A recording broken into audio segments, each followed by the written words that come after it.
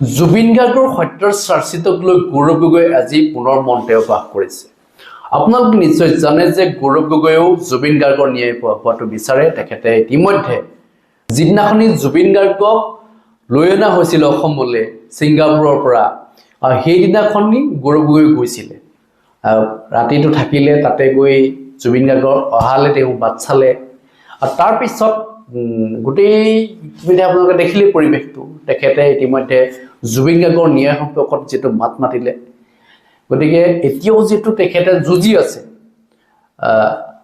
গতিকে নিস্বাৰ্থভাৱে যদি যুঁজিছে একো নাই, আমি তাত ভাল পাইছোঁ, সমৰ্থন জনাইছোঁ। কিন্তু ইয়াৰ লগত যদি যি অংক, মানে অংক কোনটো অংক বুজি পাইছে আপোনালোকে, যেটো নিৰ্বাচন আছে ২৬ৰ যেটো অংক যদি মিলাবলৈ যায়, তেতিয়াহ'লে কিন্তু বহুত বেয়াকে হাৰিব, কংগ্ৰেছ ধাৰাশায়ী হ'ব। যে কংগ্ৰেছে যদি ভাবে যে এইবাৰ ২৬ৰ নিৰ্বাচনটো জুবিন গাৰ্গক সন্মুখত ৰাখি পেলাই আমি খেলিম, তেতিয়াহ'লে এইটো ভুল ভাবিছে।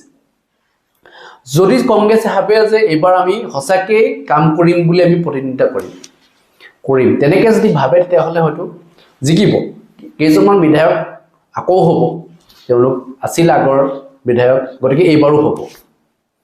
কিন্তু যদি তেওঁলোকে ভাবে যে আমি এইবাৰ শাসনলৈ আহিম, কি কাৰণে শাসনলৈ আহিব?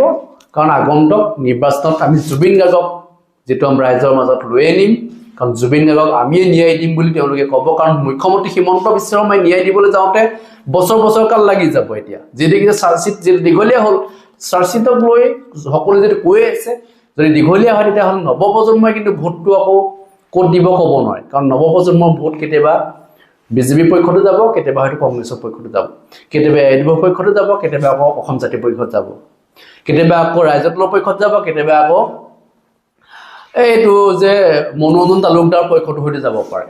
কোন দলৰ পক্ষত যাব ভোট ক'ব নোৱাৰি। মানে ভোট কোনে ক'ত দিব, কি কথা আমি ২৬তহে গম পাম।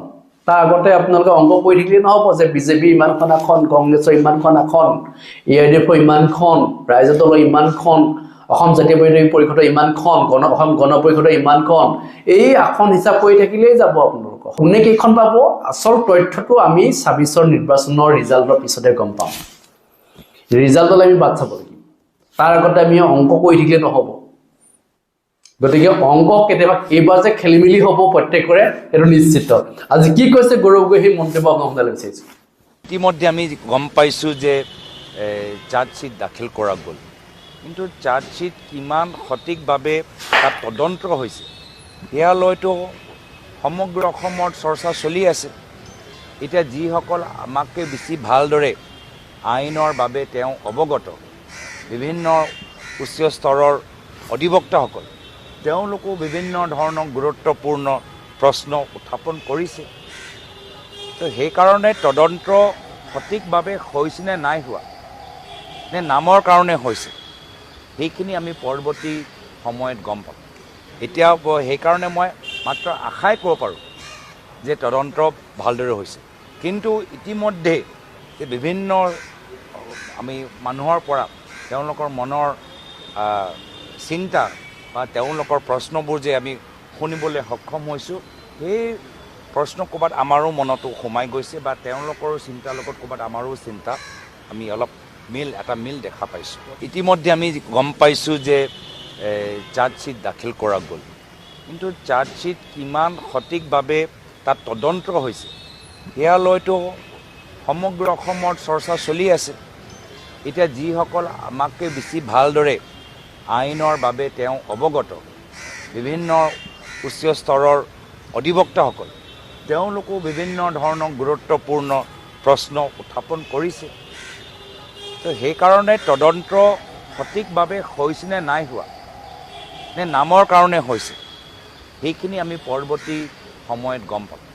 এতিয়া সেইকাৰণে মই মাত্ৰ আশাই ক'ব পাৰোঁ যে তদন্ত ভালদৰে হৈছে।